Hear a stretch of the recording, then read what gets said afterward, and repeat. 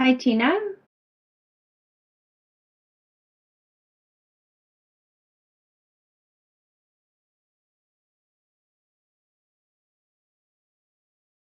I just want to check my audio.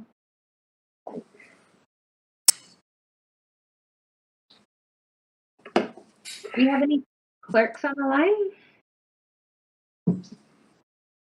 Hello, Councillor Bly, we can hear you. Okay, great. I just wanted to double check that my audio was coming through. Thank you.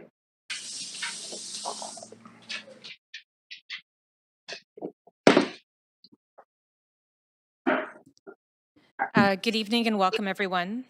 This is a business license hearing regarding the Chief License Inspector's decision to suspend the business license issued to Ryan and Mylene McMillan for a short-term rental accommodation at 4010 Inverness Street. Before we begin, I have a few opening remarks and housekeeping items.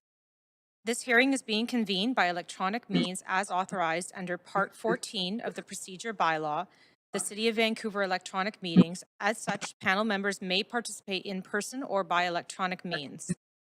Please note, if my connection is lost during any portion of this meeting, we will recess the meeting until my connection is restored.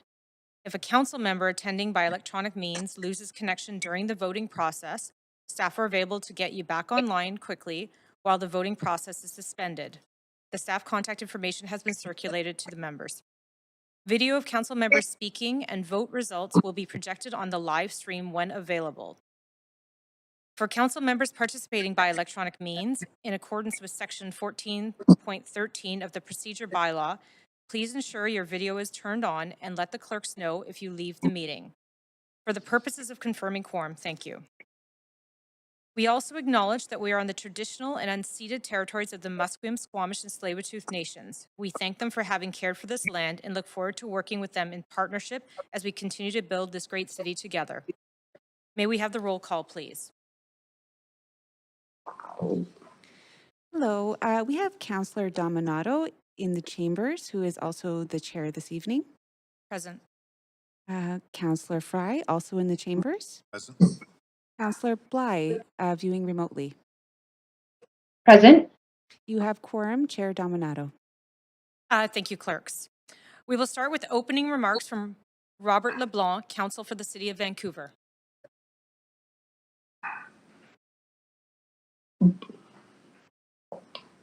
LANCM litigation counsel with the city, also holding the title of city prosecutor. Do we have the licensees on the line? Yes, Ryan McMillan is present. Thank you. Is anybody else appearing for the licensees, Mr. McMillan? Just myself. Okay, thank you. I'll address the panel then and we'll get underway. The hearing before the panel this evening is an appeal by the licensee of the Chief License Inspector's decision to suspend the 2021 business license issued to Ryan McMillan and Mylene McMillan that was issued on December 30th, 2020 for the provision of short-term rental accommodation at the address of 410 Inverness Street. That license that is subject to this hearing is included in the materials at tab 2. The suspension by the Chief License Inspector and the basis therefore is set out in the letter of October 13th, 2021. And that is too included in the materials under tab 10. And there's a portion of that letter that I'm going to just read from the outset. I have the materials tabbed, but they're also page numbered in the top right-hand corner. Maybe more helpful if I refer to page 64, which is where I'm going to take the panel. Yes, go ahead. The synopsis of the decision is set out in the third full paragraph on page 64. This is the letter from the Chief License Inspector, Sarah Hicks. The city has determined that in consideration of the totality of information, including the documentation submitted prior to the meeting, the information provided at the meeting, and the inspection with regards to the living and rental arrangements, the non-compliance with the booking calendar request, and the acknowledgement that you, Ryan, stated that you do not hold a license for, nor are you the principal resident of unit number 2, 4010 Inverness Street, that it does not support that 4010 Inverness Street is your principal residence. As per License Bylaw 4450, Section 25.1 sub 3, no person shall carry on business as a short-term rental accommodation operator unless the short-term rental accommodation being provided is the principal residence of the unit. On that basis, the 2020 license was suspended. The crux of the decision falls on the interpretation of principal residence requirements as outlined in the license bylaw. There is a definition of a principal residential or principal residence unit, and I'm going to read from that because this panel is going to need to take that into consideration. A principal residence unit means the usual dwelling unit where an individual lives, makes their home, and conducts their daily affairs, including, without limitation, paying bills and receiving mail, and is generally the dwelling unit with the residential address used on documentation relating to billing, identification, taxation, and insurance purposes, including, without limitation, income tax returns, medical services plans documentation, driver's licenses, personal identification, vehicle registration, and utility bill, and for the purposes of this bylaw, any person may only have one principal residence unit. The city's witness today in these proceedings is the city's Deputy Chief License Inspector, who will take you through the materials that have been provided in the evidence book and explain the basis for the Chief License Inspector's decision to suspend.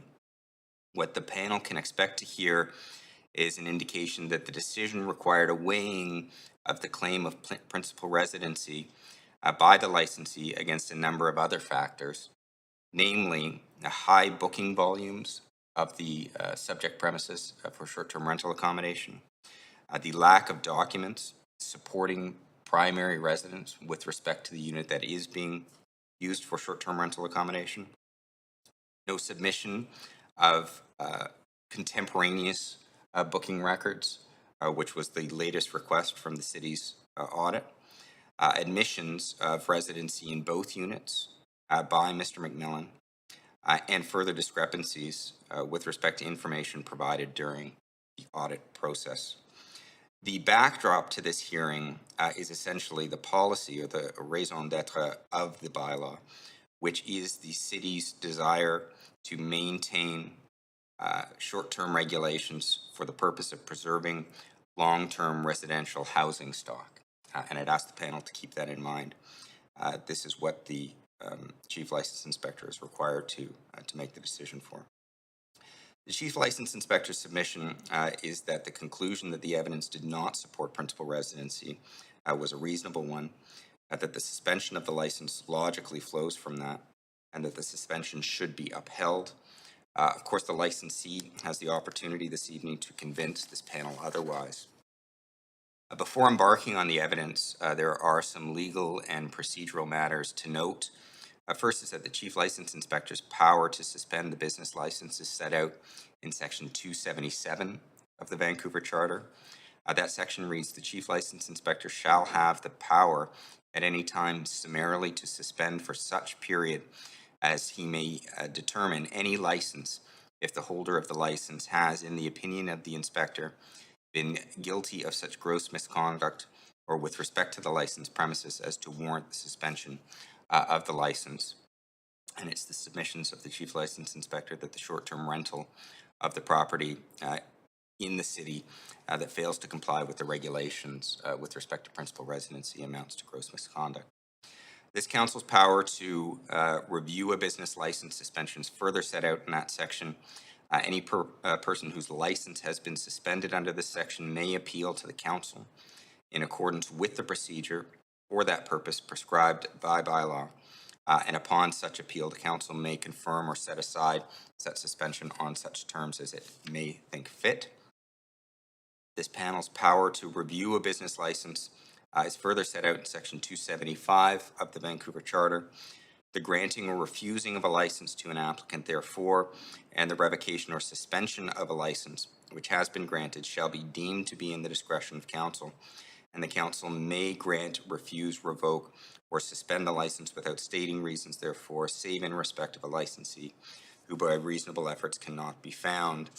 The council shall not revoke a license without giving the holder thereof an opportunity to be heard. And of course, that's the purpose of this evening's procedure. Under that section, you have broad powers then, this panel does, to revoke, suspend, or uphold a business license. This is, however, an administrative proceeding. There are rules of natural justice that apply to that. I'd ask the panel to please keep in mind that the license holder is entitled to hear the allegations against them. That includes the allegations through the city's sole witness and the evidence materials that have been filed. They may also respond to those allegations with evidence of their own. They may ask questions of witnesses that are presented, and they may make submissions on their own behalf. If this panel sees fit to uphold the suspension, overturn it, or stipulate conditions on the issuance of the license, the law of the Supreme Court does state that you must give some reasons as to why you're doing so. With that in mind, the city can proceed with the calling of its only witness this evening. That would be the chief or the deputy chief license inspector, Koji Miyagi.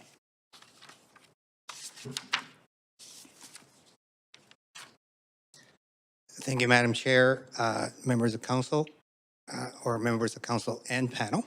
My name is Koji Miyagi. I'm the Deputy Chief License Inspector for the City of Vancouver, and I'm also the Assistant Director of Community Standards.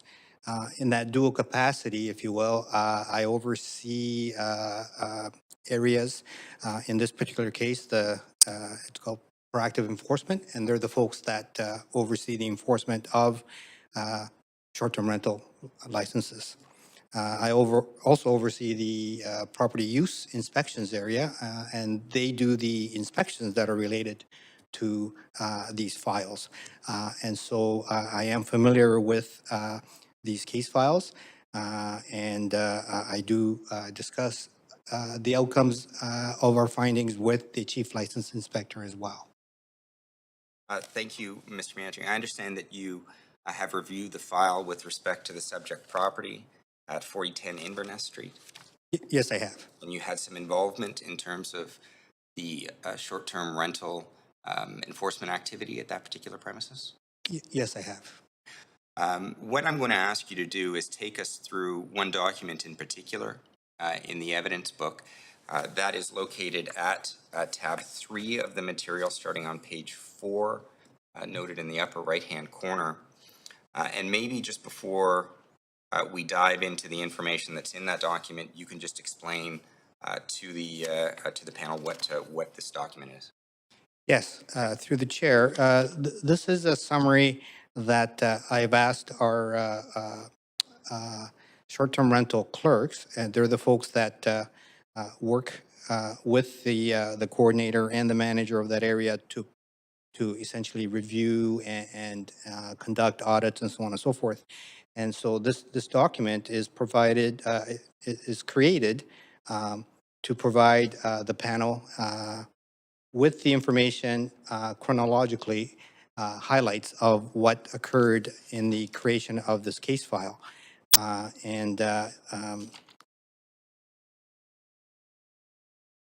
Just for clarity. Oh, page 4. Page 4, thank you. Yes, and so page 4, page 5, page 6, and page 7, and into 8, actually, will summarize quite well the information that I hope to cover pertaining to this case. And maybe just before we dive into that, you can explain to the panel what type of property it is that's located at 4010 Inverness. Yes, this property, my understanding is, it has 2 addresses. So there are 2 separate um, dwellings, if you will. They're identified as, on our records, the city records, as number 14010 Inverness, and number 24010 Inverness. And I'm just looking at the first page of tab 3, which is actually page 4 in the upper right-hand corner. There's reference under the fourth full paragraph with respect to an address change in March of 2020, changing a 410 Inverness Street as the main address and a secondary address of 1210 East 24th Avenue to 2 addresses under 410 Inverness Street, one being Unit 1 and one being Unit 2. Is that right? Yes, that is correct. And that was something that we picked up through our process in our research. And that also triggered our investigation, if you will, as well. But the address request, the address change request, my understanding came from the property owner or one of the property owners. And it was to eliminate 1210 East 24th Avenue. That's the unit that's in question, being a short-term rental, and to distinguish it away from 4010 Inverness Street, to designate them as 2 different addresses, and it was for safety reasons in terms of fire, for 311 calls. Or sorry, 911 calls, and so the fire folks could see the address and see that they're 2 distinct locations. And so that request was put in by the property owner, and so to our record, that's where the number 2, 410 Inverness Street came from. Okay. I'm actually just looking at a property inspection report that is at page 34 of the documents. This is an inspection report filled out by one of your property use inspectors, and it refers to the approved use of the building and the land on the first page of that report, again, page 34, as being a 1-family dwelling plus secondary suite. That is correct. Okay, so this would be a single-family home that has a separate living quarters on the upper floors being unit number 1, correct? That is correct. And the lower floors constituting unit number 2. That is correct. And so the secondary suite is a legal secondary suite to our records. So these are 2 separate dwelling units within the main address of 4010. Yes, they are. Okay. Now, you said that the distinction between these addresses came to your attention with respect to the licensing of a short-term rental accommodation at that premises. Is that right? That's correct. Can you explain that to the panel? Yes. So one of the activities that we do is we frequently scan for anomalies in the address and or its structures. And so the clerk, or I should say the clerk, the coordinator, the enforcement coordinator for short-term rentals had flagged that this that 410 or 4010 Inverness, in fact, is a multi-unit dwelling. And so therefore, the license, although states 1 address, the business license states 1 address, which is the 4010. And because it's a multi-unit dwelling, we started to investigate to say, well, which suite or which dwelling unit is this license actually applying to? Okay, and I'm just looking at a copy of the 2021 license, which is page 3 in the evidence materials, and I do see that the address that is particularized on the license is 410 in Renesse Street, with no distinction between whether or not it licenses the use at Unit 1 or Unit 2. That is correct. And that's also a flag for us as well, because these are self-filled by the applicant. And this was issued in December 30, 2020. The address change and the request occurred in March 2020. And so the applicant, who is the property owner, I suspected would have known about the address change at that time. Okay. So it was flagged because I take it there's no such single dwelling unit as 4010. It has to be distinguished as either 1 or 2. And so there was some further investigation as to what was happening. That is correct. Okay. Can you just pick it up for us then, maybe with the entry noted to be June 1st, 2020? This appears to be the first action that was taken by the STR short-term rental license team with respect to inquiries on the license address. Yeah, so as our initial follow-up, this is June 1st in 2020. Our coordinator, Alexander Holmes, spoke to Ryan, I believe, the property owner, and wanted to know that they're advertising the legal short-term secondary suite for short-term rentals, but wanted to know which unit does the license apply to, and the property owner, Ryan at the time, and it says here, he wanted to know how to resolve so that they can keep doing what they're doing, which Alex, of course, had said that, well, you can't continue to do that because you have to live in that unit that you're renting. They thought about GOBing, so that's a term that we use that's gone out of business.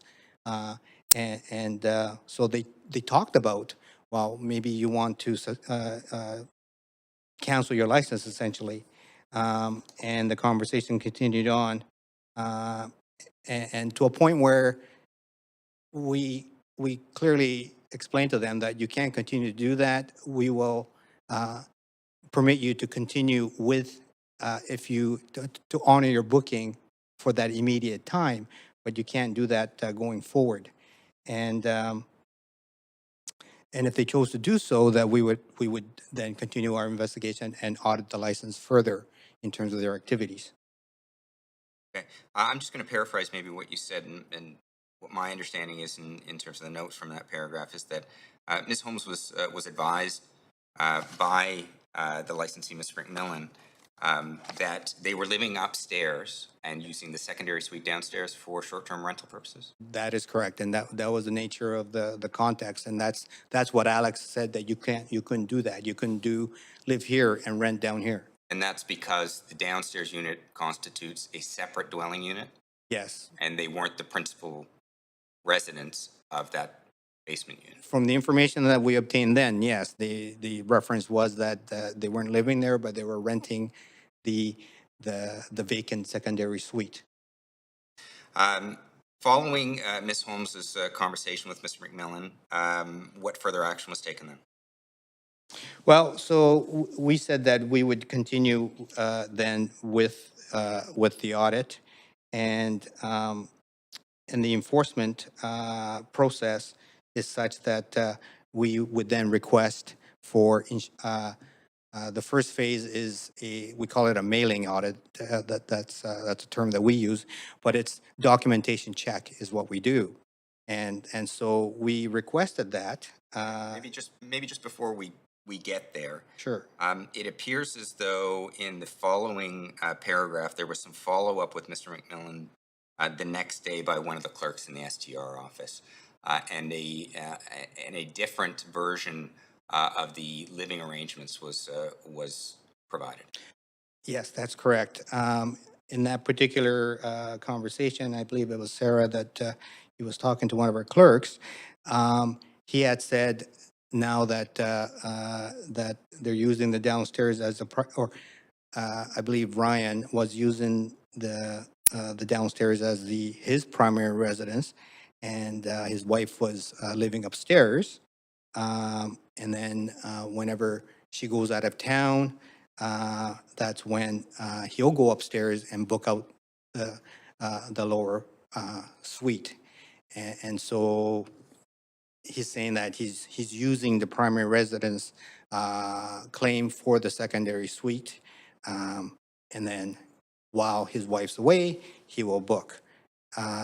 We'll talk shortly about the number of bookings that he's had to sort of question that validity, but that was the story that we had heard the next day.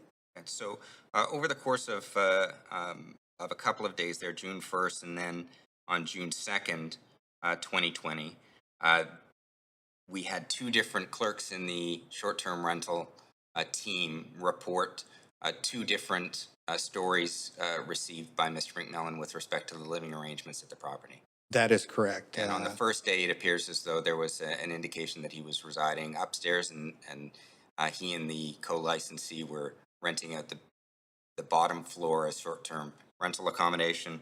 And then the following day, an indication that in fact, no, they were separate, living in separate units. One of the licensees upstairs and he downstairs, and he would rent out the short-term rent out the lower floors for short-term rental accommodations when he could, and then would move upstairs while it was being rented. Is that a fair characterization of the two different versions that Yes. you received? Okay. Yeah, in 24 hours, we had two different versions of how they lived. So having received those two different versions, having seen a license not particularizing either of the two units at 4010, you mentioned an audit. I take it that those discrepancies triggered the audit process under the regulations? Yes, they triggers what we call a mail-in audit. Sorry, that's what I was saying before. And through the chair, the results of what we obtained are also identified on page 5, which I can get into. At this juncture of the audit, we look for documentation that supports where the activities, where the license is issued or is supposed to occur. And the information that we obtained did not support number 2, 4010 Inverness. In fact, the documentation showed that it was still the main house. Now, we received this information in November, so there was plenty of time there to see or for them to reflect the address change. And for some reason, we did not receive any information that reflected the address of the secondary suite. I'm just reflecting back on that definition of principal residency that I read from the license bylaw. And it indicated things like bills and insurance and documentation indicating principal residency. That's why you're asking for those documents in particular. And I see here insurance agreements, driver's license. That's what a BCDL is, correct? Correct. BC Hydro bills, Fortis bills. What you're looking for there is particularization in those documents indicating that the licensees are resident in a particular unit. Is that correct? That is correct. And specifically where the short-term rental is occurring. And in this case, we know that it's occurring in unit number 2 because that's been told to us on a couple of occasions.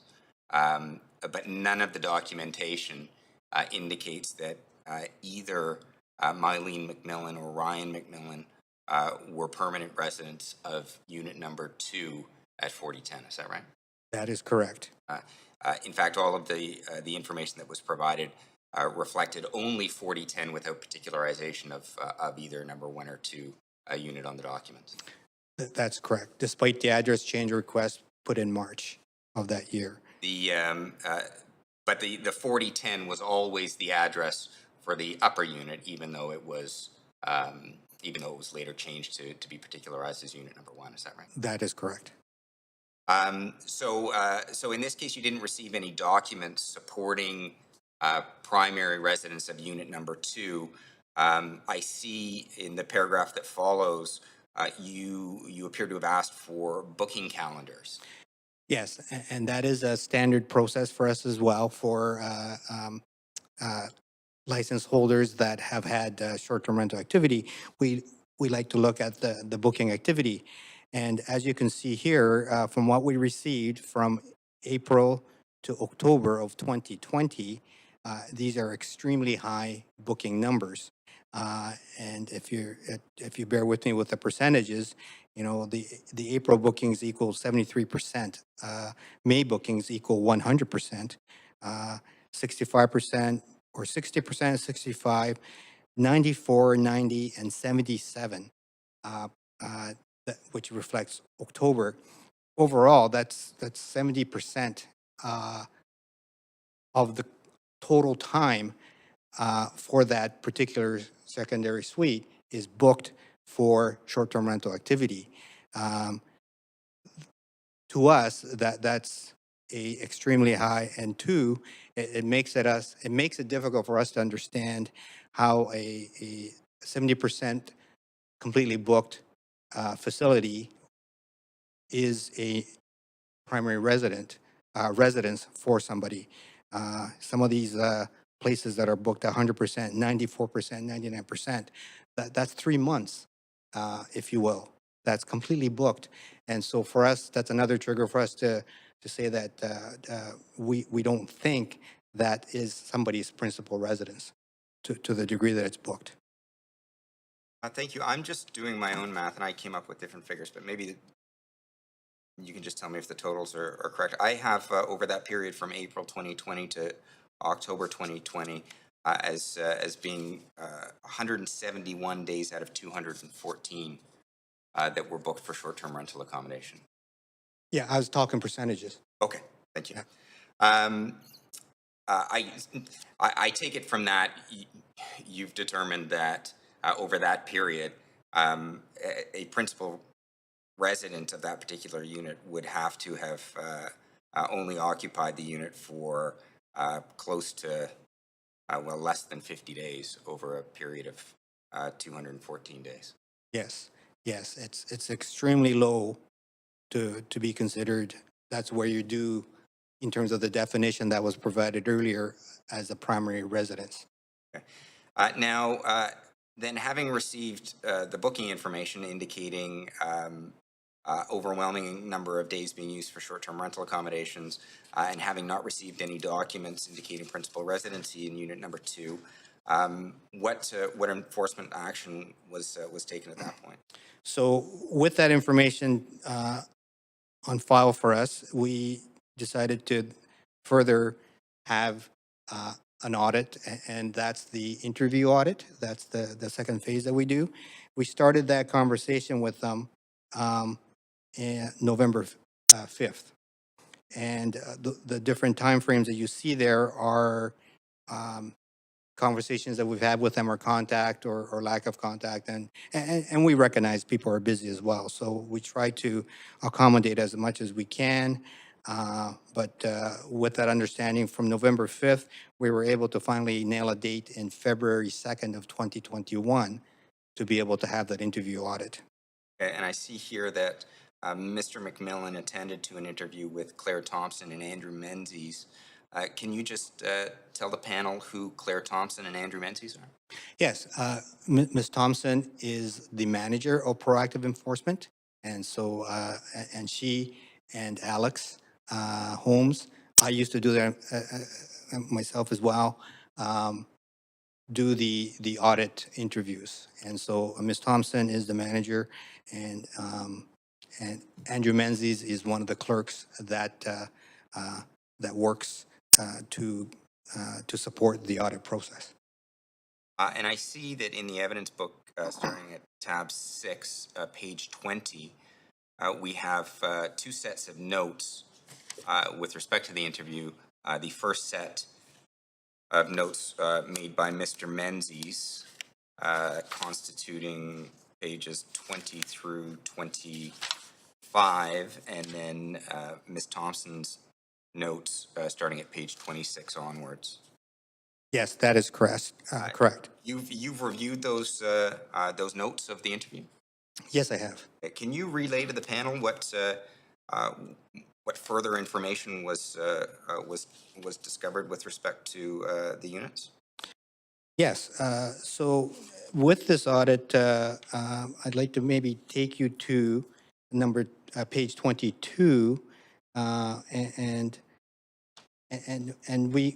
we try to ascertain from the property owner or the license holder the circumstances that we see, and we certainly wanted to ask more about the high booking numbers and how they've had their explanation of how they reside in terms of the secondary suite and the main house, and so in different passages, and I won't necessarily go through all of them. Um, if you look at page 22, RM stands for Ryan. He talks about when Ms. Thompson, CT, asked questions about what do you mean using the entire house for secondary suite. Ryan says that he had marital issues, and so most of the time I'm living downstairs. She lives upstairs, so sometimes we do share accommodation. So that's one explanation. If you go further down that page, on page number 5, Ms. Thompson asks about the conversation that they had earlier with Alex Holmes and also with Sarah, who is the other clerk, about their living, if you will, or how they're using the short-term rental in the secondary suite. And Ryan at the bottom essentially says, I don't remember saying that. So where Claire says, well, it says here that you live downstairs, but you have extremely high bookings, I'm kind of paraphrasing. And he says that some of them were shared with guests, others was out of town, others she meaning his wife was out of town, so we made arrangements. I would stay upstairs. And then he says, I don't remember saying that to the first person, which is Alex. So either was misinterpreted, and so on and so forth. It continues on to say in page 23, where Claire Thompson asks, can you provide evidence that your wife is out of town, was out of town during the bookings, as you stated? That's when you stay upstairs. And Ryan says, yes, I can. Some other days we were in both space. The comment that we'll come back to later is that he's indicated that he has proof that his wife was out of town during those times that the bookings occurred. And so later on, you'll see that we were waiting for that information to come forward, and we never did receive it. He continues on to say that, Claire says that I'm concerned that you're not living downstairs, that you're living upstairs. And Ryan states that it's my house. And she says the secondary suite has a different address. And then where do you keep your belongings? And he says in both upstairs and downstairs. Maybe I can just Sure. ask what you drew from the interview. I'm looking at some of these things, and it appears as though the information that's being told to Ms. Thompson is that essentially the house is being used. Both units are being used by the licensee. Yes. In sort of summation of the audit, which helped to firm up the decision of the chief license inspector, is that the audit information we found really didn't help Mr. McMillan explain how he's operating the short-term rental, in the sense that we were questioning his primary residency in that secondary suite, and the audit process did not fully explain to our satisfaction that that is his secondary, that is his primary residence. And just getting back to that definition of primary residence that I read from the license bylaw, somebody can't have two primary residences. No, no, they cannot. So we can't have the licensee claiming primary residence for one unit while simultaneously acknowledging that they're living in both. Yes, that's correct. And we also got the impression that through the audit process that Mr. McMillan wasn't, he indicated a couple times that it was his house. And he didn't come out and say that I could do whatever I want, but I think the inferences were there that, look, it's this, both of these properties are mine, and that, I'll stay where I want when I need to, was the other inference that we got. And unfortunately, for the definitions of our bylaw and the spirit of the short-term rental activity in the bylaw, there needs to be better clarity there in terms of how he is living. And I'll just get back to maybe a comment that I made at the beginning, which was the purpose of the bylaw is to preserve that long-term rental housing stock. And we have a basement unit here that's approved for that purpose that's not being used for that purpose. That's essentially what you're saying. Yes, that's exactly true. In page 30, Claire notes that what Mr. McMillan says is, I understand two legal suites. I can do anything I want. I can do whatever I want with this suite.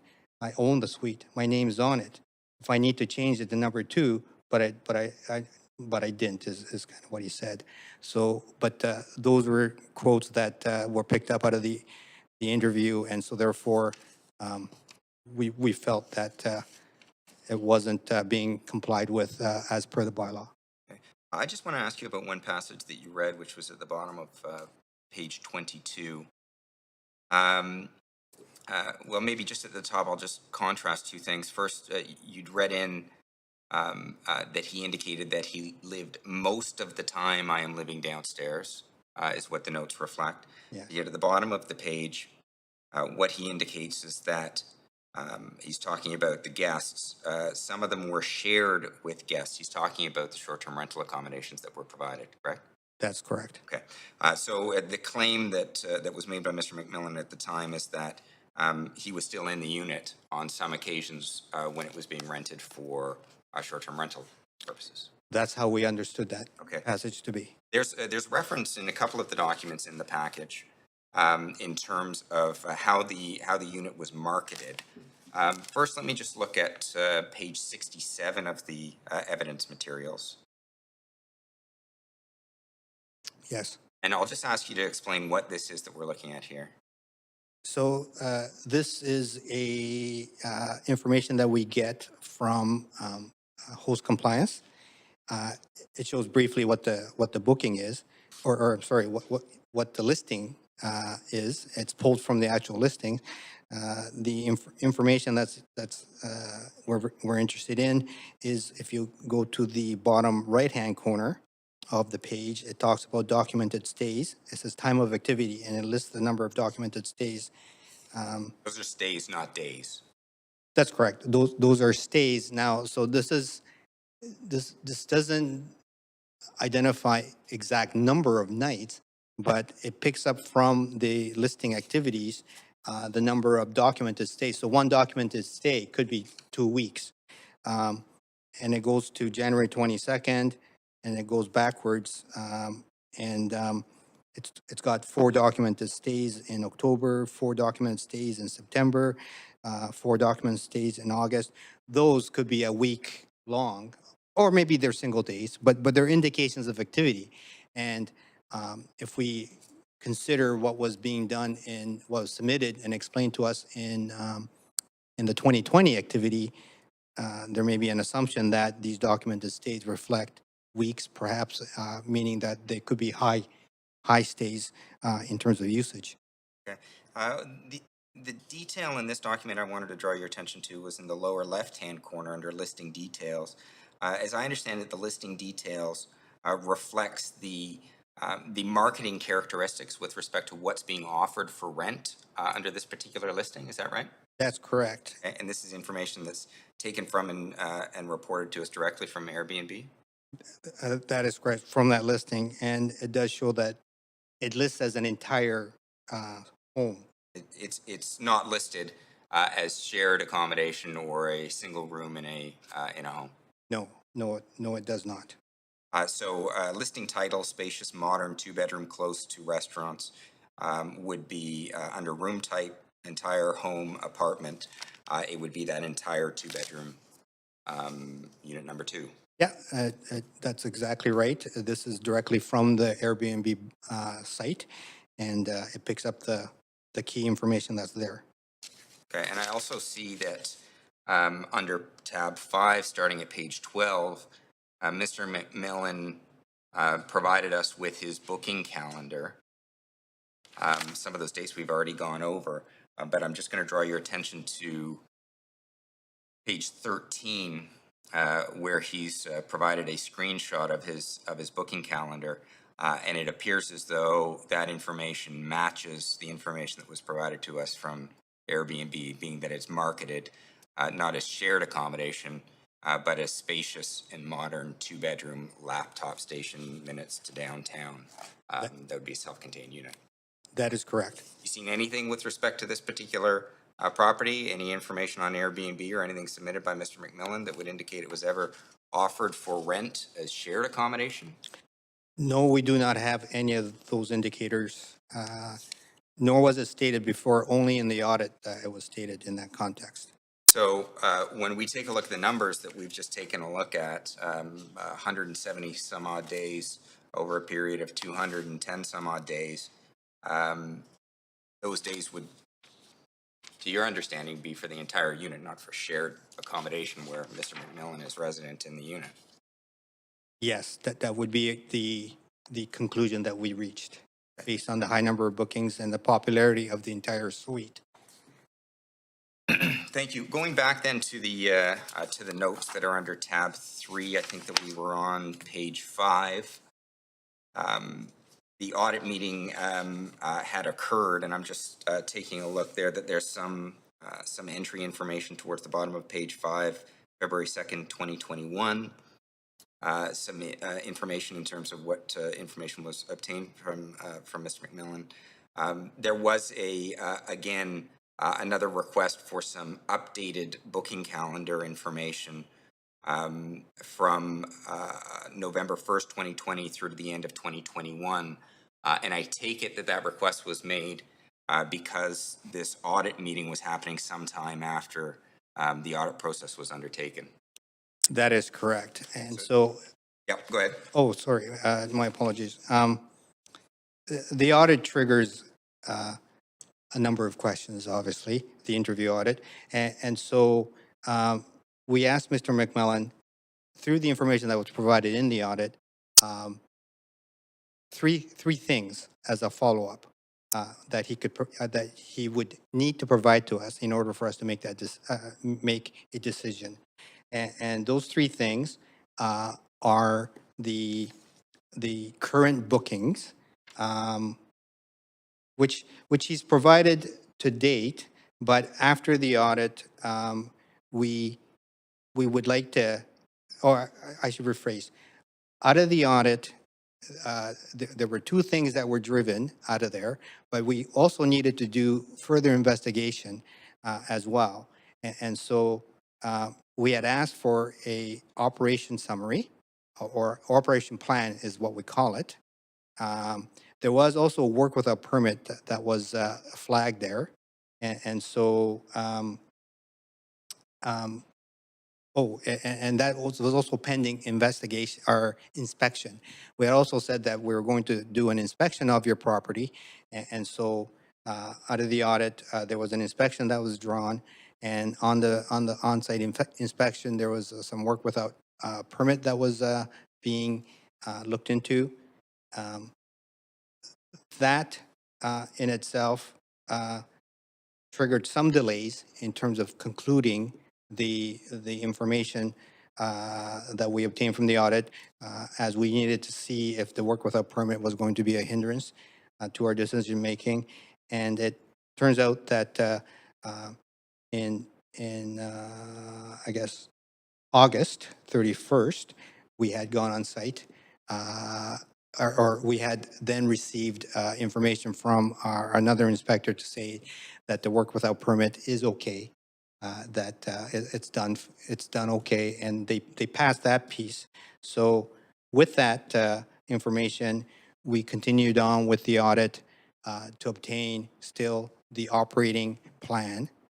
And by this time, it's October, because we had to do the work without permit inspection. So in October, we had asked again for another current booking information. Okay, maybe just before we get there, Sure. I just want to backpedal a little bit to the conclusion of the interview. Out of that interview, just to maybe summarize what you said, Mr. McMillan indicated that he'd done some upgrades to the unit, and you wanted to send one of the property use inspectors to go and just make sure that the scope of the work isn't something That's that correct. required a permit. Is that fair to say? Yes, sorry, I should have included that part. Yes, in the audit, there was some discussions of some work that was done. And so, yes, that triggers an inspection on our end.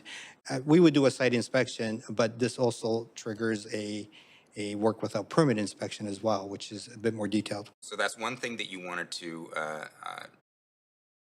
follow up on before making a decision through the audit. Correct. The other thing was that you wanted to get some more updates in terms of the booking. Yes. You wanted the operational information. Yeah, the operational plan is always something that we also ask for as well. And so therefore, to give us better idea of how this person intends to, or has been operating and intends to operate. Okay. And you further wanted information with respect to Mr. McMillan's wife's travel arrangements so that you could compare that to what he's reporting. That's right. And that was the third piece, is that in the audit, he had explained that he goes downstairs, or he books the secondary or the short-term rental when his wife is out of town. And so, and then when we asked him, can you provide that information to collaborate what you're saying? And he indicated he could. So therefore, we asked for that information. Okay. So those are the four things. He did submit, and I'm just on page 6 now. He did submit on February 16th, following the interview, an updated booking calendar. Correct. That Yeah, which and I- goes Yep, which goes sorry, till I'm November. just going to summarize maybe what Yeah. what he submitted. So as of February 16th, 2021, he indicated that the bookings, he provided booking details for November, December, and February, but not January 2021. No, we did not receive that. Okay. So maybe leaving aside the future bookings, by the looks of it, on the 3 months for which he provided booking information, I'm counting 77 days out of 89 days were used for short-term rental accommodation. Yes, that is correct. The following month, we have a further 12 days booked, and nothing yet booked through May through October, but then all of November had been booked. Yes, and just doing the quick percentage of that. If we take out the March, which is the 12 days, which is 39%, those days, November, December, January, February, and then November, they work out to 97, 81, 81, and 100%. And then, of course, 39% for March. If you leave out the 39%, it's 90% of the time is booked, is the information we got at that time, which once again is extremely high. March, April, May are low booking months for short-term rentals traditionally, which is understandable, but these other days are extremely high. Just going down page 6 then, I see that inspection took place with a PUI, that's property use inspector. That's correct. That was on March 23rd.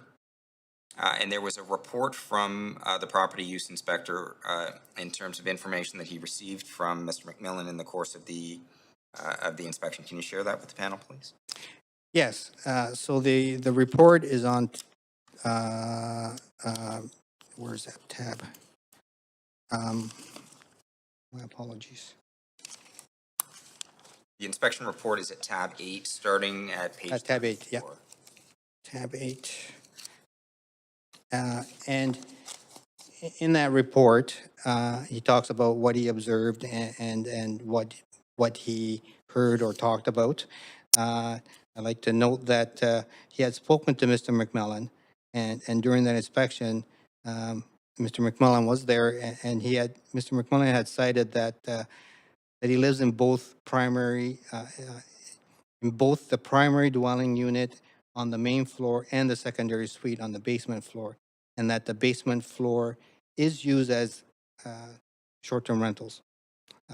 Mr. McMillan stated that he has had discussion with our staff regarding so on and so forth about doing 30-day bookings as well. Now, once again, the 30-day bookings would also point to, well, then how do you claim that as your primary residence?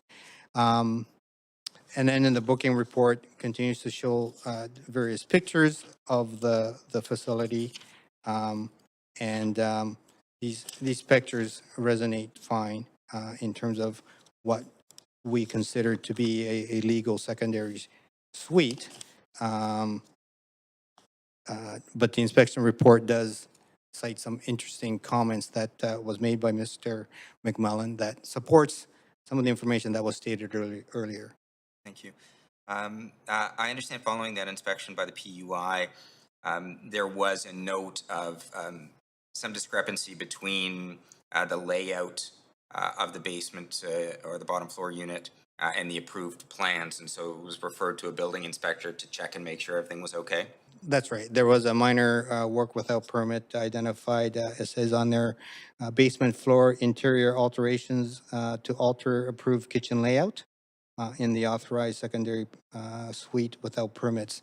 So the kitchen layout wasn't exactly what the plan had indicated.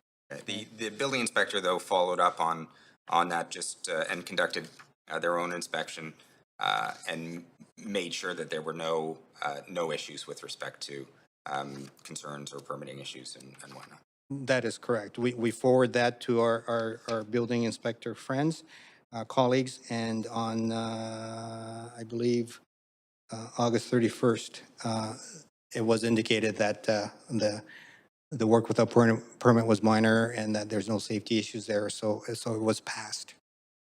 So following that, now we've had the inspections take place, satisfied with respect to the premises. I'm looking here at the entry on page 6, September 16th, 2021. Due to updates in audit process since initial meeting, email sent to request an operational summary and updated booking calendars. So we're still waiting for an operational summary, looking for another booking calendar. And by this date, I understand there had been no information shared in terms of his wife's travel schedule. No, nothing was received. No information were received. And so therefore, yes, we continue to ask for that information. Okay. Following that September period, I see here second last entry on page 6, October 5th, 2021 operational summary was received by email, but the updated booking calendar still wasn't included. Page 7, entry October 12th, 2021, no further communication, and the booking calendar has not been submitted.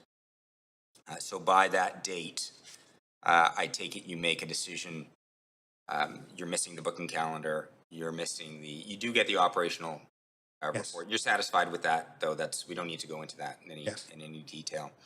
You still don't have an updated booking calendar, and you didn't get any submissions with respect to the traveling schedule. No, we did not. Okay, so a decision was made as of October 13th, 2021, and just tell us what decision was made. Yes, so based on the information that we've collected to date and then reviewing the audit information from both the document audit and the interview audit, And then once again, the information on the bookings and the information that we didn't get, we based all that into the discussion with the chief licensed inspector and concluded that that we feel what the information that we have that it does not support that Mr. McMillan lives at the place where he does short-term rentals, and so the non-primary residence indicator was strong enough for us to go with that. And so the letter was sent out on the 13th, I believe it was, or no, when was it? Sorry, or October, I forget the date. October 13th. That's at tab 10, starting at page 63. Yes, October 13th. The letter that was mentioned earlier was sent out as a decision of the chief license inspector. And it really is the totality of the information that we received. And I want to appeal to the panel that we don't make these decisions lightly.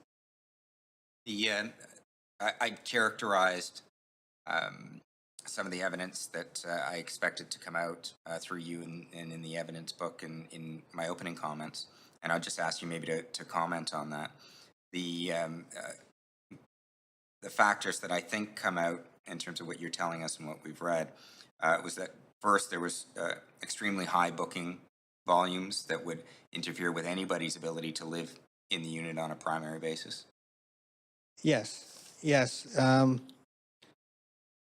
We feel that there were essentially actually four breaches of the sections of the bylaw, even though we cite the primary one. The extremely high bookings is an indicator for us to say that it would be very difficult for somebody to claim that as a primary residence, given it's booked 70, 80% of the time, in some cases 100% of the time in the month. It mirrors what we consider a commercial operation, where a location is used primarily to have short-term rental bookings, and the bookings are characteristics of that. The information that we obtained in terms of how he lives or where he lives, and then we are not passing any judgment on that, but we're using just that information to ascertain if that is a primary residence, and we weren't able to make that determination. The other bylaw violations that we cite here, although may not be specifically identified, but it helped us make that decision, is that Section 14A, to provide primary residence documents, he failed to do that. We gave him ample opportunity. None of his documentation reflects number 2, 4010. And in the audit, we asked him that, and he cited some other reasons why about it's his house and he likes to stay where he feels it's appropriate for him to stay. The other breach is Section 14, subsection G, where when we ask, the chief license inspector has the right to ask for booking information. We received some, but the important ones that we wanted to look at when we made our decision, none were forthcoming. And then the last one, other relevant documents, which is Section 14, subsection H. And that's the information about his wife's travels. He offered that up, and so that's why we accepted that. And so that became a piece of information that we were also hoping to get, and he never provided that as well.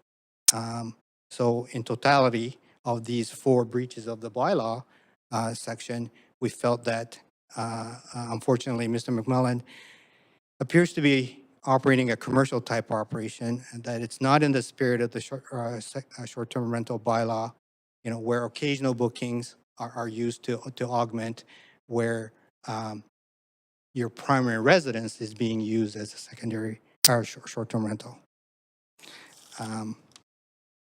And so hence, with that totality of information, which is referred to in the letter from the chief license inspector to suspend his license.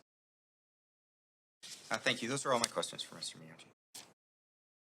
Thank you. I'll now invite panel members to ask questions. And if you have questions, please put yourself on the queue.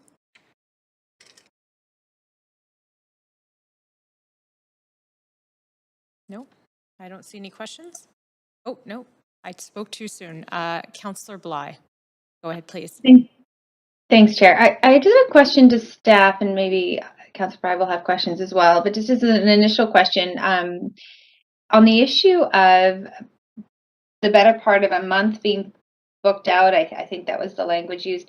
I'm just scanning the bylaw again. Is there any limitation to how many days in a particular month are allowed to be booked out? Through the chair, there is no specific number that's cited in the bylaw. And my belief is that that is done for a reason to determine reasonableness. And so therefore, it's not prescribed in that manner. Can you remind me, is it prescribed on an annual basis? Through the chair, no, it's not as well. And I believe for similar considerations, it's the degree of reasonableness and the spirit of the bylaw, once again, is for some rental to occur. And the primary residence consideration needs to be taken into consideration, and it's not prescribed by a number of nights. I see. Can you confirm that there's an internal door connecting both the upper and lower suites? Through the chair, I believe because they are defined as two independent suites and it's a legal secondary suite, I do not believe there's an interconnection there. Okay, I do recall in a recent situation where there was not an connecting or adjoining door in a basement suite, that the short-term rental license was not able to be granted at all. So I just want to get our legal team to comment on that. I believe it was Ian Dixon who was representing the city at that time in terms of our legal team, but there was that question raised. So I'm just trying to reconcile the difference between this situation and that situation. That may be a question for me. I don't know that situation. I don't know the facts there. I can say that my dealings with secondary suite enforcement are that if there's no interconnection and the city has approved the use of the premises as being a single family dwelling with an approved secondary suite, that constitutes two separate dwelling units. In that case, those two separate dwelling units would require individual short-term rental licenses with their own principal residents operating the short-term rental accommodation. And so this short-term rental license there was a lot of dates flying around, the old date, then the number 2 of the Inverness date. So just confirming that this short-term rental license, I'm going back to the top of my documents here, is attributed. Yeah, so this short-term rental license is attributed to the address 4010 Inverness Street, correct? Correct. But what we're talking about is the short-term rental accommodation that is of a different address.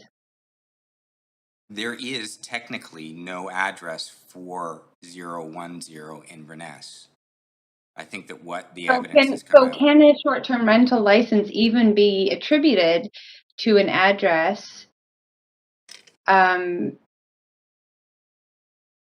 where the accommodation area is a completely different suite from the address and does not have an adjoining door? I think that we went through this process, and it was once it was discovered that there was no adjoining door, it became a pretty black and white situation. Right now, there's a lot of nuance to this one, and I just want to be very clear that we're not missing that piece that seemed to be quite defining in the previous. I actually think it was the last public hearing a couple weeks ago. We're getting into sort of the minutiae of submissions. My comments may be best left to the end for that purpose in terms of submissions, because I maybe I'll take issue maybe with the comments. I'll just jump in as chair. Is the reference Councillor Bly is making is to a business license hearing. I believe it was last month, and I'm certain the clerks could, if need be, find that. And that's the precedence I think she's referring to. And so perhaps we can look for that information in the meantime. Because I think I sat on that panel with Councillor Bly, so I know exactly what she's referring to in that context. Councillor Bly, did you have any further questions? No, I'm happy to sort of leave that for now and hopefully just get that clarification when available. Yeah, I think that would be great. I also have some questions. But before I go ahead, Councillor Fry, do you have any questions? Oh, okay. I just have a question to our staff and council. Is just reconfirming my understanding is that we suspended the business license October 13th, 2021. Is that correct? Through the chair, yes, that is correct. And is it Through the correct chair. that based on information in the evidence documents presented here, I see that there was bookings in November of 2021 and documented stays in January 2022 after the business license was suspended. Is that correct? Yes, Madam Chair, according to our information, our recent information says that there has been booking activity after the suspension notice. Okay, so just from my understanding then is that the short-term rental has been operating without a business license at this location. Technically, yes. Technically, yes. Okay. Thank you.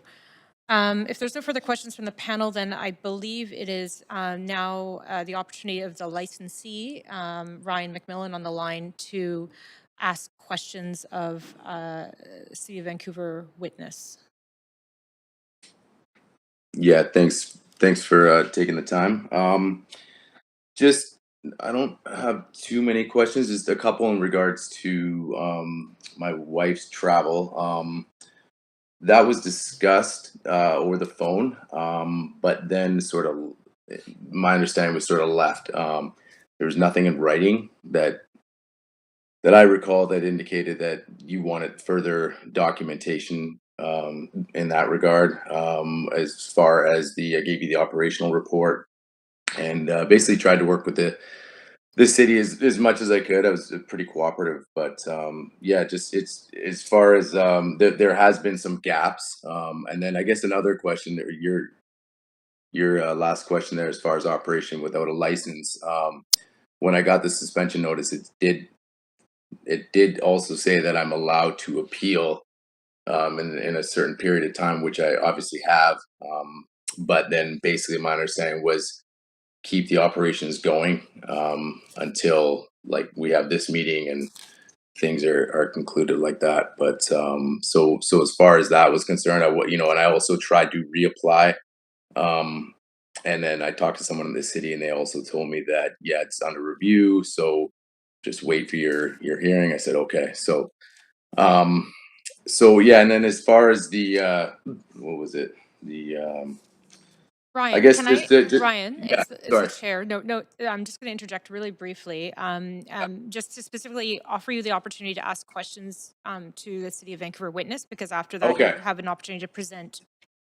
Okay, yeah, no problem. Okay, so I guess the one question I had for him, when the property use inspector, I guess, was he sent down from you guys to specifically, because my understanding he was sent down to just check on like you said, the if there was additional work done without a permit, but my understanding he was just there to look at that and then also to check on fire codes was what he told me. But so was he there for other reasons? Because I guess that's my question, because my understanding he was just there for those two things, not to give feedback to the city as far as how my operation is going or what my living situation is and all that extra stuff. So I guess that's my question. Was he sent there Because what I was told, he was sent there for those specific reasons, not for the other reasons that he stated in the report.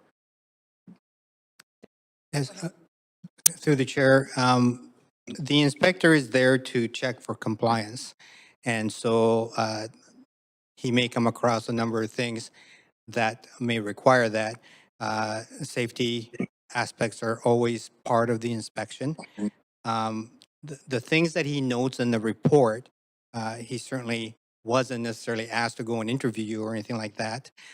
But the inspectors are to note any information or conversations that occur that that may be pertinent to secondary or short, I keep calling it secondary suites, my apologies, short-term rentals. And so the information that he provided was based on just his observations. And his observations are to be noted in the inspection report. Thank you. Ryan, did you have further questions?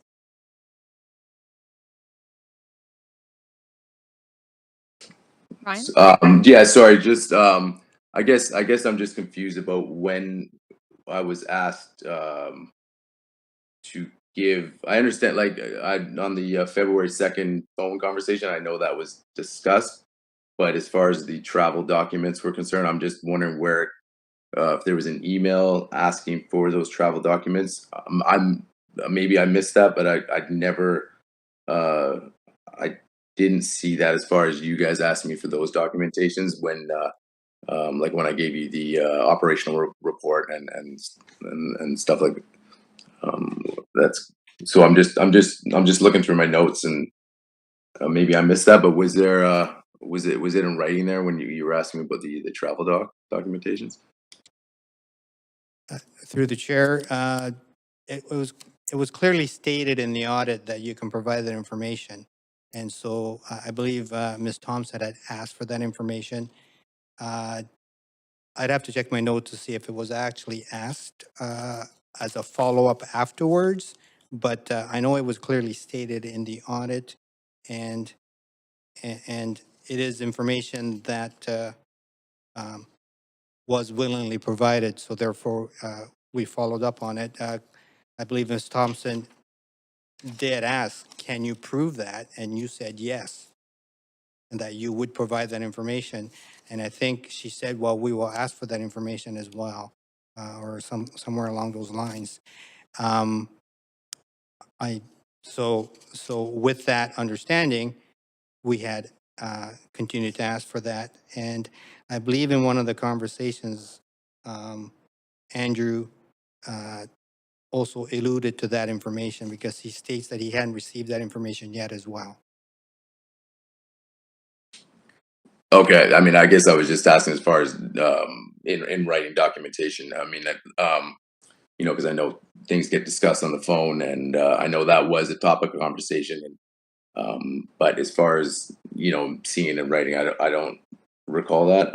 I guess the other question I had in regards to my calendar booking, just I guess obviously you know the high number of bookings you're determining that okay, well this is run for you know commercial use or whatnot, and obviously we didn't get into you know my personal side that has also been well documented through this whole process. But you know that being said, that like I did express that it has been sometimes shared, sometimes not. Just you know not getting into all that marital personal stuff, but so and I also did provide some documentation backing that from people who have visited me and whatnot, which also was not discussed in your report here tonight. But like I said, so to me the calendar is I understand for you, but to me I'm just based on you know if I only had it feels like you're determining it based on like a 70% booking. Whether you know if I had a 40% booking, it's like you'd come to a different conclusion. Is that correct based on where I'm living and whatnot? Is Uh, If that's a question to me, yes, through the chair, we go with the totality of the information that we receive or don't receive. So in your particular case, yes, you had very high bookings, and then we didn't get further information that would help us ascertain maybe if you had lower bookings. As we indicated earlier, the bylaw does not indicate a particular number that determines your primary residency. We look at the total information to make that determination.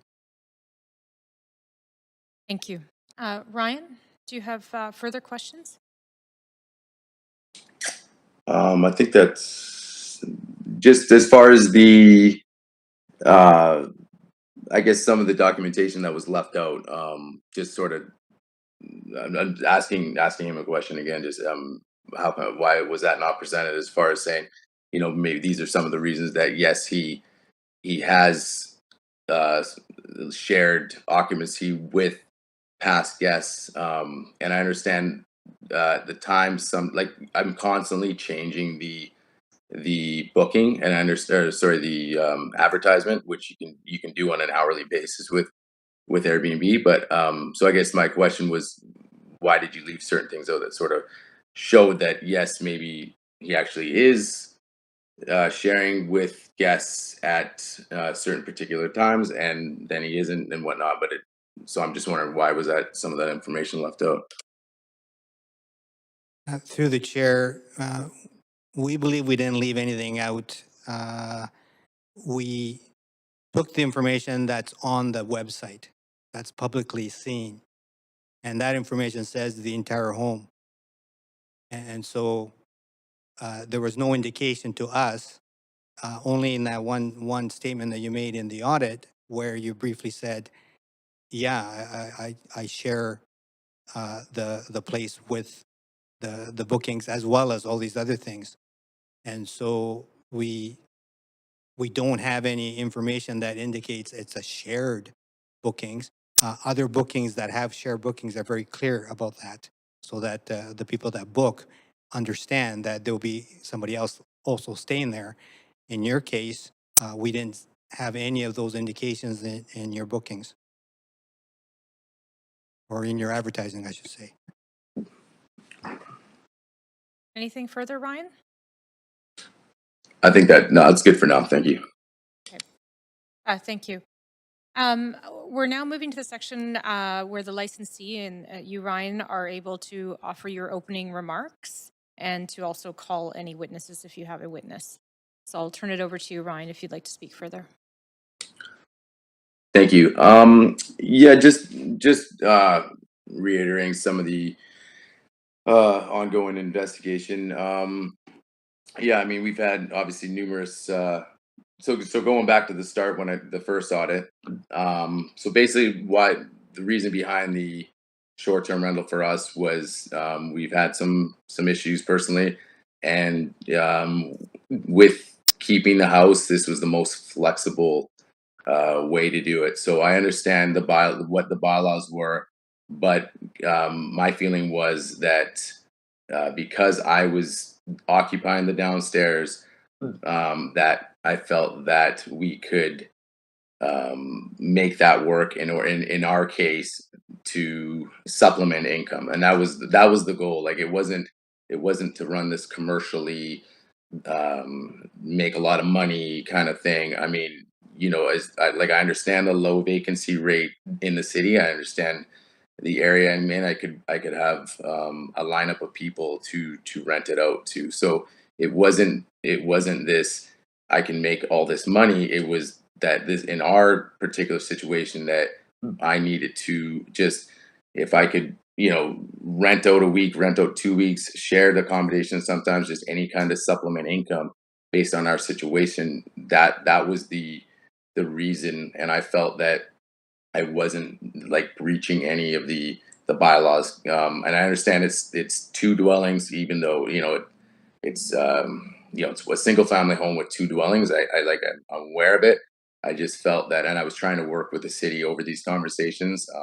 So that's like, there's not much more to say about that. I mean, and then just as far as even moving forward to present day, just in our situation, just with the price of housing, and just moving, that if I go to a long term, that it's going to be very difficult for one of us to say whatever our situation is to find housing.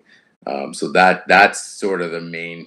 That's like the only reason we've been doing what we've been doing, and I've tried to work with the city. Now I know the first phone call, like I said, I have stuck with the same thing. When he said within 24 hours, I changed my story. I did say I don't recall that, so I'm not sure. When you're having a phone conversation, that's why it's harder because she said, he said, um, and so I'm not sure what the first person heard, but the 24 hours later, I mean, I'm not going to come up with some complete bogus story. I mean, this is from day one. It's been like this, and then I've tried to work with the city to provide the documents. There's certain things that maybe I didn't provide, which I didn't understand, or we had that phone call, but I didn't know it was it wasn't anything in writing. I tried to provide, right? Any emails was mostly communication I tried to provide. But yeah, I just moving forward. Like I said, I'm just asking the to cities to look at my current situation. I understand the bookings look like this, yes, they are like at a 70 percentile, but some of those bookings were shared, some weren't. It was communicated with guests prior to the bookings. The advertisement has changed throughout, just based on if I could stay here for a week or stay upstairs, or we just work it out just to, like I said, survive, keep the house, and that was the sole purpose from the get go.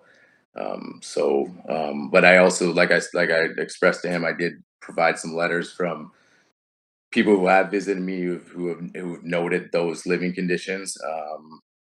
So and then uh, I'm jumping all over the place a little bit, but then I guess going also when he asked for documentation for the 4010 compared to the 4010 as far as bills were concerned and what's going to what address.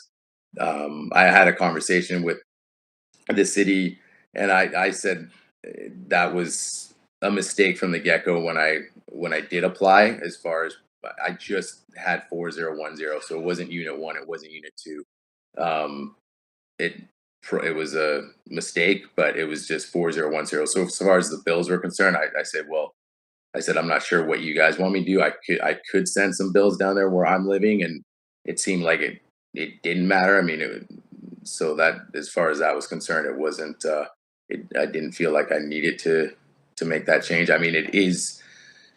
I do grab my mail where the front door is, anyways. So it's not like, because I do use both units, that was discussed. So, but I mean, as far as proof's concerned on your end, I mean, I can see that, but like I said, I'm just asking the city to work with my situation, and just kind of see where my situation is currently. With the state of housing, the price of housing, for me to move on from my situation, marital wise, and this enables us just to supplement more income. And because it's hard for me to put the long term tenant in there, um, is the reason for the shared in the short term. So yeah, appreciate your time, but that's basically what I want to touch on. Thanks, Ryan. And just a quick question is, did you have anyone else speaking for you, a witness this evening, or is it just yourself? It's just myself tonight. Yeah. Okay. In that case, I'll give an opportunity for the panel members to ask you questions, followed by the City of Vancouver Council. Okay. Panel members, if you have questions, please put yourself on the queue.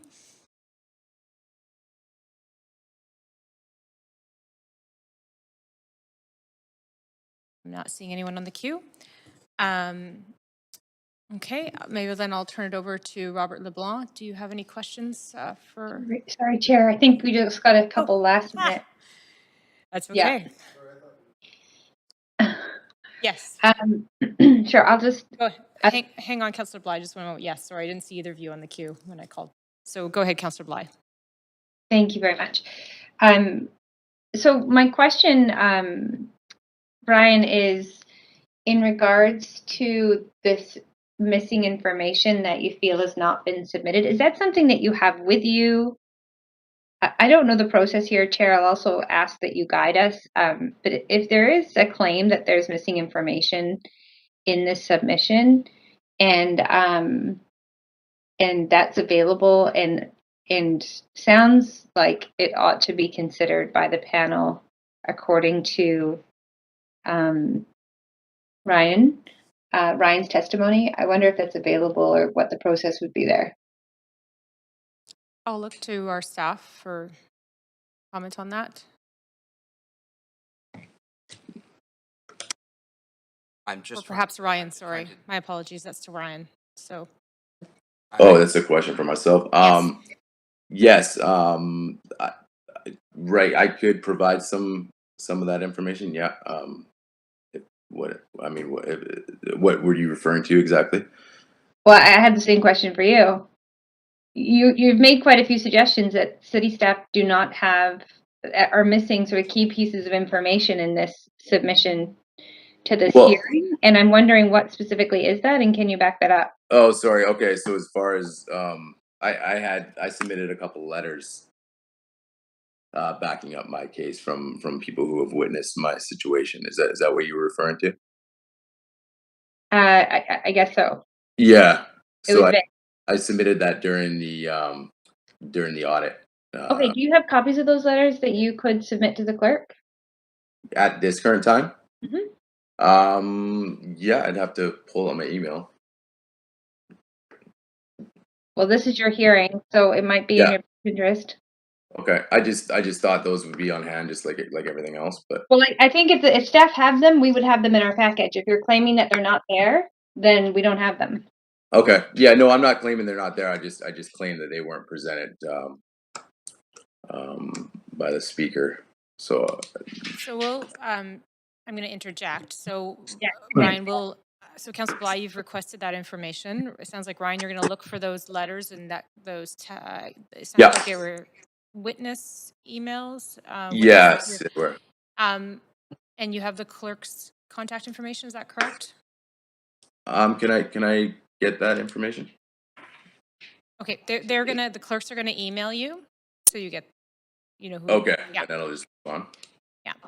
Okay. While you're doing that, Councillor Bly, do you have further questions? I'll leave it there for the moment. Thank you. Thank you.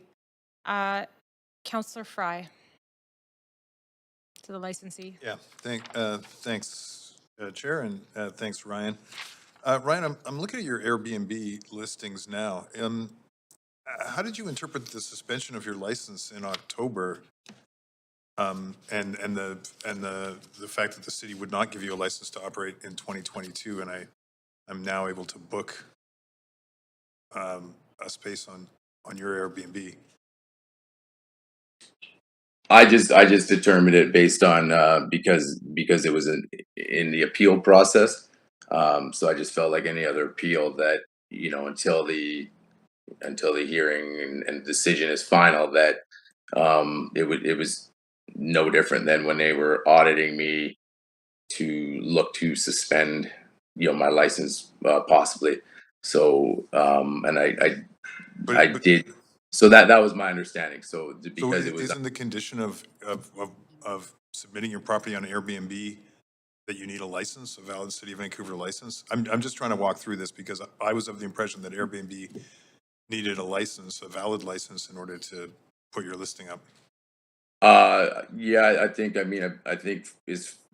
that's an Airbnb question. I think for them, I think if I went too long, they might communicate with me. I think they, like, because every city has a different bylaw. So like I think they were allowing me to operate the same way. And like I did note, I did call into the city, and because I did try to renew because you know, the end of the year was coming up, and obviously it wouldn't allow me to because we were in this appeal period, right? So Yeah, no, we see the so in the notes here.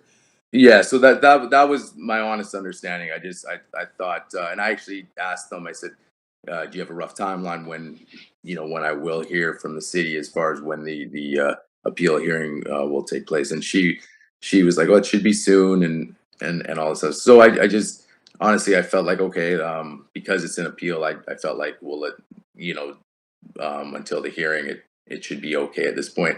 As far as the Airbnb side, they never contacted me about asking me about that at all. So Okay, so just so I'm clear, then you're once and done when you submit your application with Airbnb, you give them your license. They don't follow up year after year to make sure that you have a valid annual license. they actually no, they do, and they'll just give you a notification saying um, to show an updated thing. I think they basically, I can't remember. They'll give you like an email sort of saying, hey, it's kind of the year is expiring and whatnot. But Okay. my understanding is I don't think they remove you. I mean, I think they're in the business of Sure. Yeah. No. just trying No. to keep hosts. But but as far as I was concerned, I was honestly waiting for the hearing, and then so I just felt that it was okay, just because I thought when I got the suspension notice, it said, but you have 14 days to appeal, Yeah. and I felt like any appeal, like okay, you can kind of if you're suspended, you can go go on with if you appeal, then it's like a delay in a way, and then wait until we actually are allowed to have a hearing. So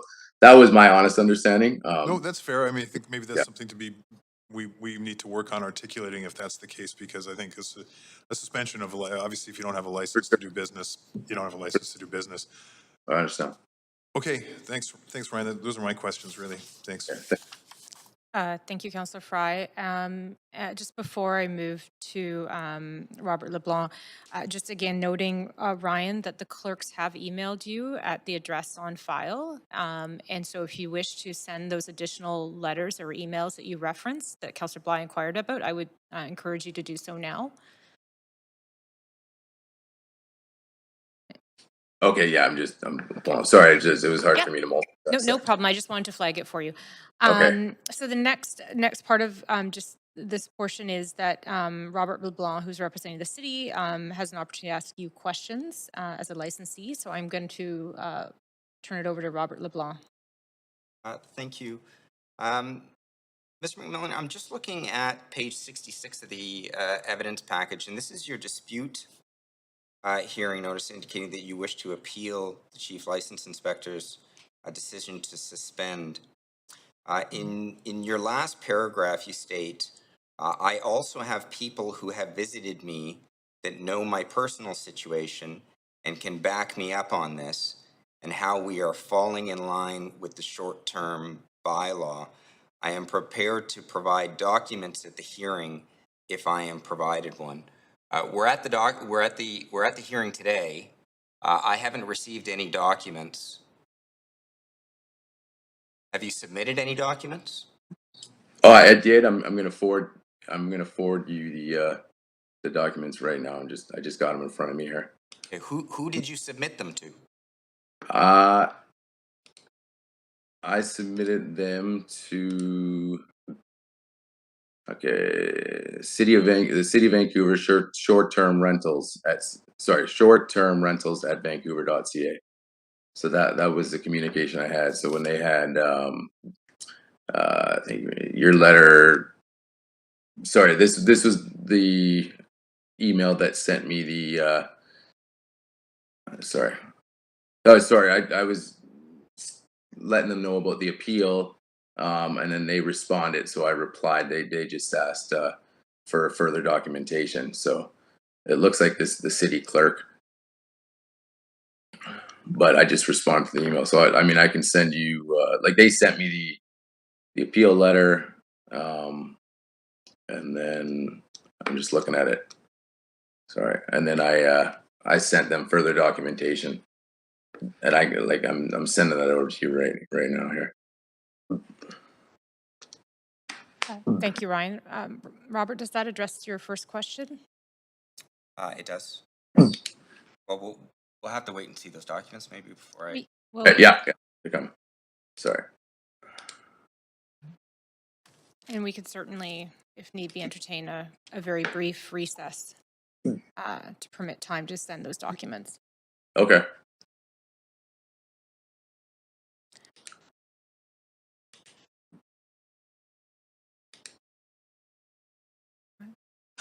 I'm going to suggest that is that we take a 5-minute recess. So it would allow, Ryan, that would give you time to send those documents and emails so that you're not trying to do that while we're asking questions at the same time. I think does that give you enough time, Ryan? I appreciate that. Yeah, I would. Okay, so we will resume at 7:45. Is that correct, clerks? So just stay on the line, Ryan. We'll wait Yep. for you to do that. Okay. Thank Great. you. Thank you.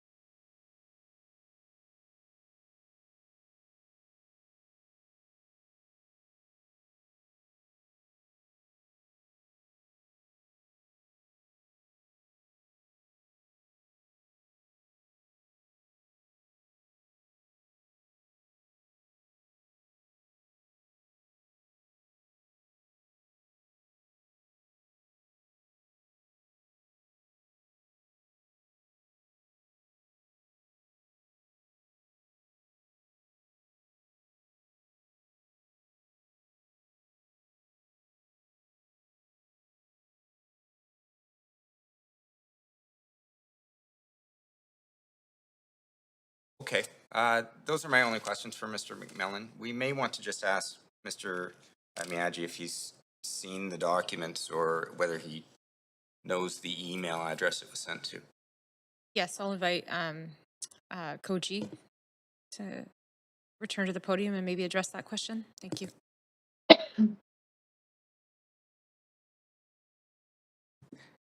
Yes, Madam Chair, we have not received, or to my knowledge, we have not received these documents. The email address that he states sounds like the short-term rental, the general email that we would correspond back and forth with.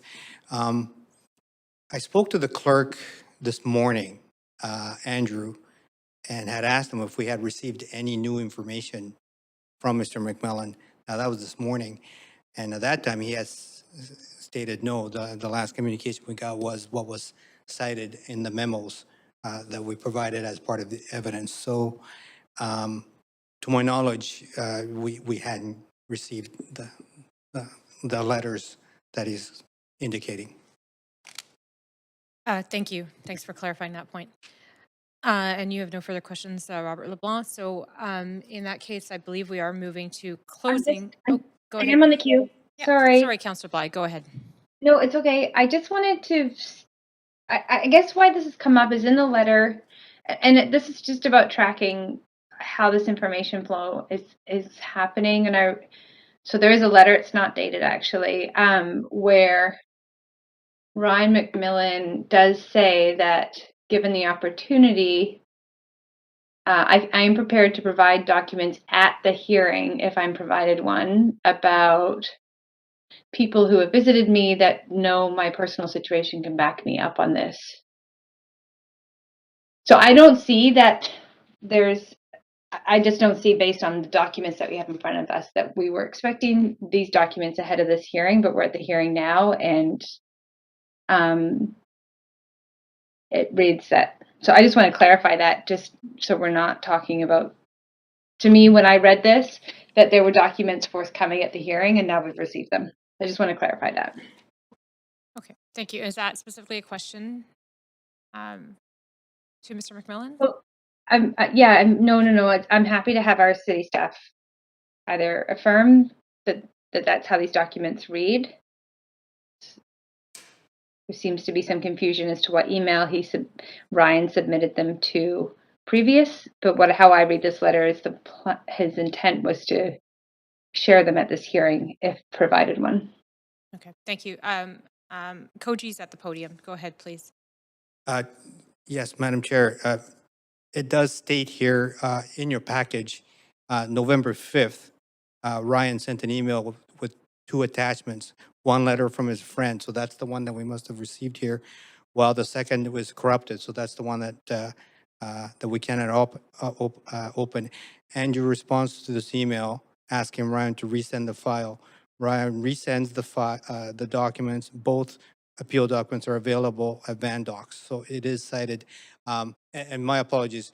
When I spoke to Andrew this morning, he hadn't received anything new because he's already cited that in here. So we hadn't received anything outside of what was cited in the memos that he provided. So sorry, it's on page 8 that he did submit these documents, and it's in VanDocs. Thank you for that clarification. Councillor Bly, does that address your question? Yes, that's very helpful. Thank you very much. Thank you. Robert, I'll turn it over to you for closing submissions by Council, City of Vancouver Council.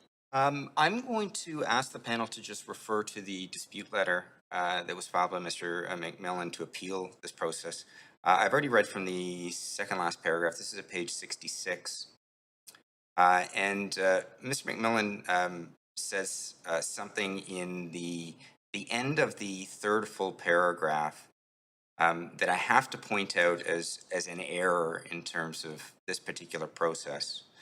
What Mr. McMillan says is, it seems like the rental division is basing their findings on my living situation with a lot of he said, she said, and have provided zero proof that I have broken any bylaw at all. That, in effect, is a suggestion that at this stage, the onus is on the city to prove that this is not Mr. McMillan's principal residence. That is not the purpose of the audit process, and that is not the purpose of this particular hearing. The bylaw that was adopted by council very clearly sets out an audit process that the chief license inspector can undertake and request documents and evidence that a licensee may have in support of their contention that they are the principal occupant of a residence. And it's on that basis that it is expected that that licensee furnish persuasive evidence to establish that fact. The onus is on them during the audit process. And this panel needs to ask, what did Mr. McMillan supply that would lead the chief license inspector to conclude that unit number 2 was his principal residence? As I've already set out, and I think Mr. Miyagi has set out, is that the evidence that the chief license inspector had to go on during the audit process was evidence of extremely high booking volumes, was evidence that this was for full-time rental of the entire unit with no supporting documents to the contrary. Nothing furnished by Mr. McMillan, by the licensee, yes, Mr. McMillan, indicating that some, if not all of these, were shared rentals. There was no update provided with respect to the last request for occupancy numbers. There were no documents provided indicating that he was the principal residence of the basement unit. No bills, no insurance, no driver's license. What we do have is his assertion, but that is inconsistent with any of the supporting documents that have been provided. There's a vacuum there.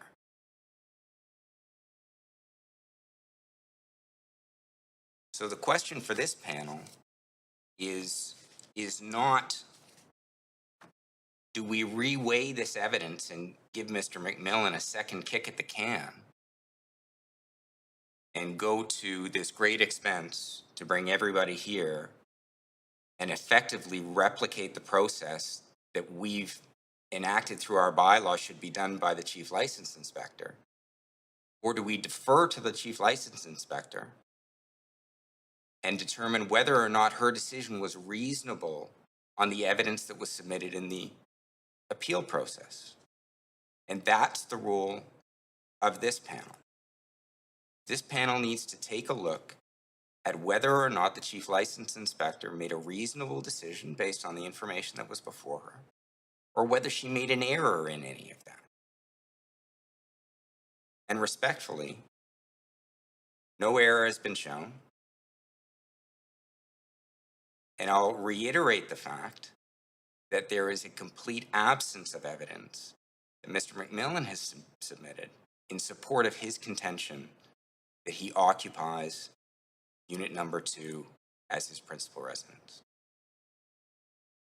So, not having found any error and determining that it was reasonable on the evidence that was available to her to make that determination, this panel ought to defer to the decision of the chief license inspector because it has empowered her to go through that process, to effectively give applicants a second kick at the can, incentivizes them to come to this panel and review all of these chief license decisions so that they can try and persuade otherwise.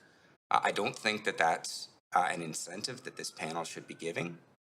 We shouldn't be reweighing new evidence or evidence that was previously submitted.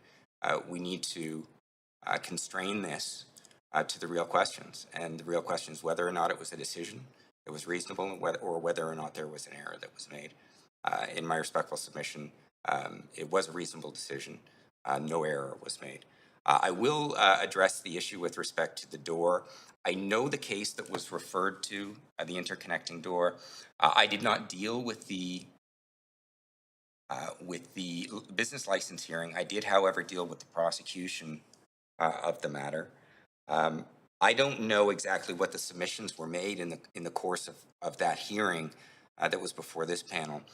What I can say with most certainty is if the approved state of a property is such that there are 2 dwelling units and one of those dwelling units is being offered for short-term accommodation, then that dwelling unit must have a short-term rental license that is held by the principal resident of that unit.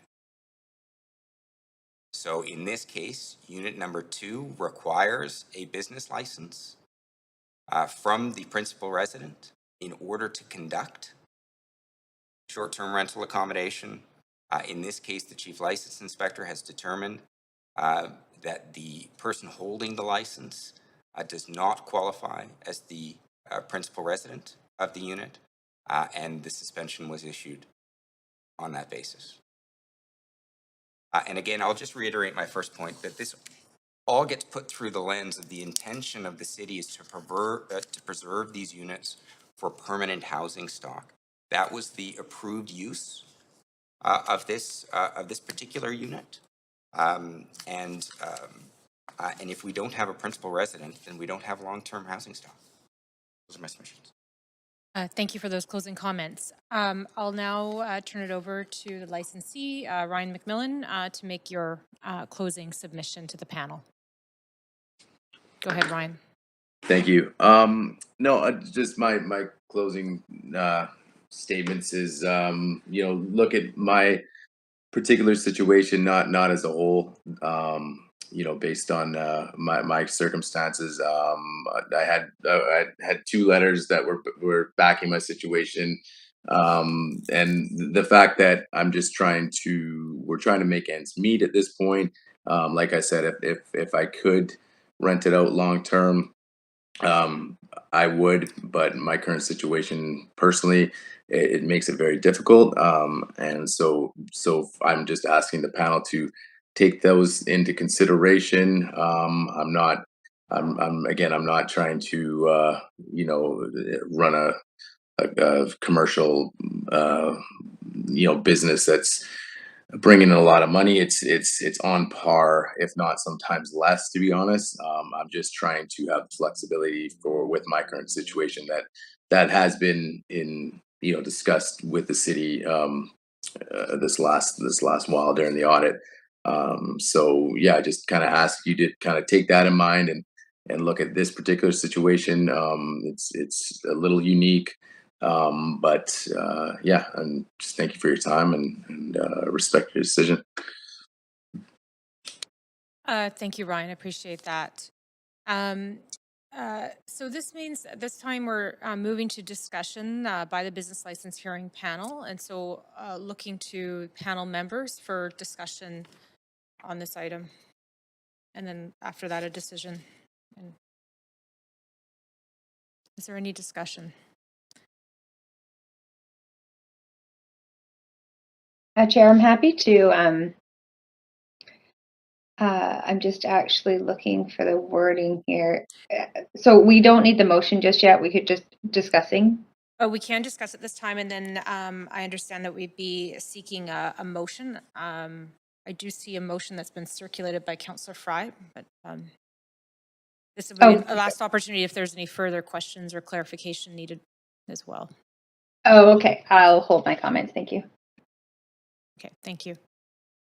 I could entertain a motion then, I believe at this time, and the clerks will correct me if I'm wrong, but I believe it would be appropriate at this time. I see Councillor Fry on the queue. Go ahead, Councillor Fry.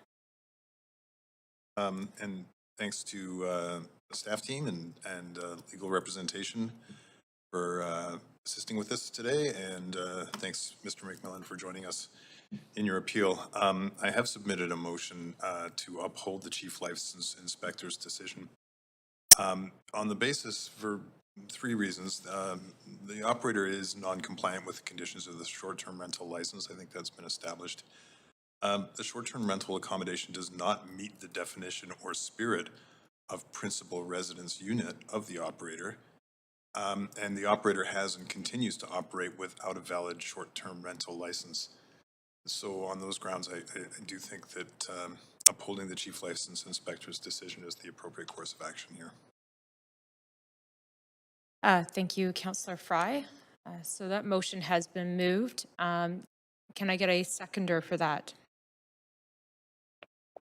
Second. Seconded by Councillor Bly. So that is on the floor and now open for further discussion and comment. Councillor Fly, do you have anything further? You know, only that, I mean, I have obviously looked up the McMillan's Airbnb listing and appreciate that they've provided a quality product and they've been recognized as a superhost. And so it seems to me that it has been a successful business venture for them. That's not necessarily germane to this decision, but I think I am troubled when folks are operating a business in the city of Vancouver without an appropriate license. I think that's a bare minimum requirement, and appreciate that Mr. McMillan may not have understood that a suspension of the license meant that he had no license and he was unable to continue doing business in the city of Vancouver, but that is in fact the case. And I suppose the only closing thought I might have is that I am going to follow up to make sure, and I think it behooves us to make sure that Airbnb is following through with the MOU for short-term rentals and are in fact identifying that licensees who are submitting onto their platform do in fact have valid City of Vancouver short-term rental licenses. Because if the case is that they are, as it clearly is the case, that they have taken Ryan McMillan's Airbnb and posted the listing despite the fact that he had his 2021 license suspended and he does not have a 2022 license, and I'm currently able to book accommodations at Ryan's suite this month, next month, and in May, I do worry that the MOU that we have between Airbnb and the City of Vancouver is not being respected to the full extent. So that's something I'll be taking away and asking for an update from staff.